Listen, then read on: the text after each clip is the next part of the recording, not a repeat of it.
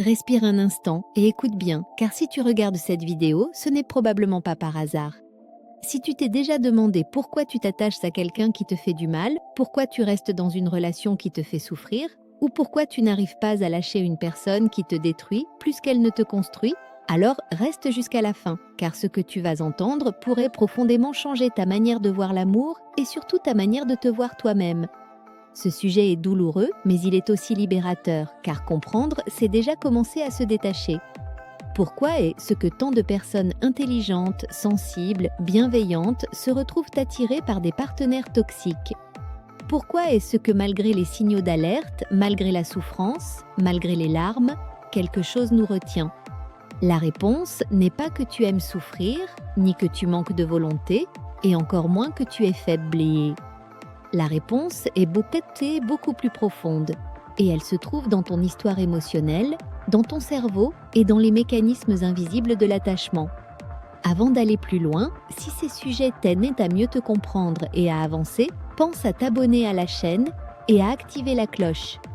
Ces vidéos sont là pour t'apporter de la clarté, pas pour te juger, et les prochaines vont encore plus loin dans la compréhension des relations humaines.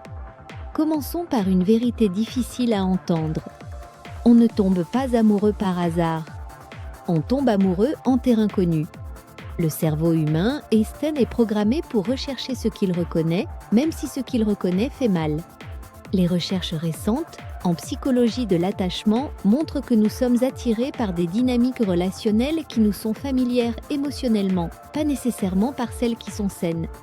Si dans ton enfance, l'amour a été associé à l'instabilité, à la peur de perdre, à l'attente, au manque, alors ton cerveau adulte peut confondre l'intensité émotionnelle avec l'amour.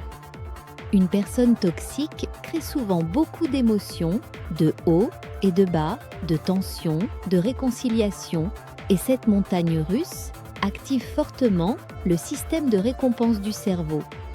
Chaque moment de rapprochement après une période de distance s'est vécu comme une libération, presque comme une drogue. La science parle de renforcement intermittent, un mécanisme bien connu en neurosciences, où une récompense imprévisible crée une dépendance beaucoup plus forte qu'une récompense constante. Cela signifie que plus une personne te donne de l'amour de manière irrégulière, plus ton cerveau peut s'accrocher. Non pas parce que cette personne est la bonne, mais parce que ton système nerveux est sous tension permanente. Tu ne vis pas une relation, tu vis une attente. Un autre élément clé est la blessure de l'abandon. Beaucoup de personnes qui s'attachent à des partenaires toxiques portent en elles une peur profonde d'être abandonnées, rejetées, remplacées. Cette peur peut venir d'un parent absent émotionnellement, d'une relation passée traumatisante ou d'expériences répétées de rejet. Alors inconsciemment, tu choisis des personnes qui confirment cette peur parce que ton cerveau cherche à réparer le passé. Il se dit, si cette fois j'arrive à être aimé par quelqu'un qui ne m'aime pas bien, alors je prouverai enfin que je mérite l'amour. Mais ce piège est cruel. Parce que tu ne peux pas guérir une blessure d'abandon en restant avec quelqu'un qui t'abandonne émotionnellement. Au contraire, tu la renforces. Les études sociologiques récentes montrent aussi une augmentation des relations dites ambiguës, où rien n'est clair, où l'engagement est flou, où les règles changent constamment. Ces relations créent beaucoup d'angoisse, mais elles sont aussi très addictives. Elles donnent l'illusion de liberté, alors qu'en réalité, elles maintiennent les personnes dans un état d'insécurité émotionnelle chronique.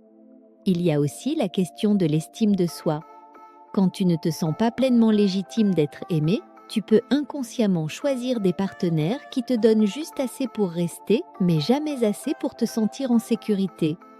Parce que recevoir un amour sain, stable, constant, peut sembler étrange, voire inconfortable quand on n'y est pas habitué. Certaines personnes quittent des relations saines non pas parce qu'elles n'aiment pas, mais parce qu'elles ne savent pas recevoir sans lutter. Il faut aussi parler du rôle du sauvetage. Beaucoup de personnes empathiques tombent amoureuses de partenaires blessés, instables, en difficulté. Elles espèrent que l'amour va réparer, qu'elles vont être la personne qui va enfin changer l'autre. Mais aimer quelqu'un ne signifie pas le sauver. et encore moins se perdre pour lui. Les études cliniques montrent que les relations basées sur le sauvetage finissent presque toujours par de l'épuisement émotionnel et une perte d'identité. Alors comment sortir de ce schéma? La première étape, c'est la prise de conscience. Arrêtez de te demander pourquoi l'autre agit ainsi et commencez à te demander pourquoi toi tu restes. Non pas pour te culpabiliser, mais pour reprendre du pouvoir. La deuxième étape, c'est de réapprendre à reconnaître les signes d'une relation saine. Une relation saine n'est pas ennuyeuse.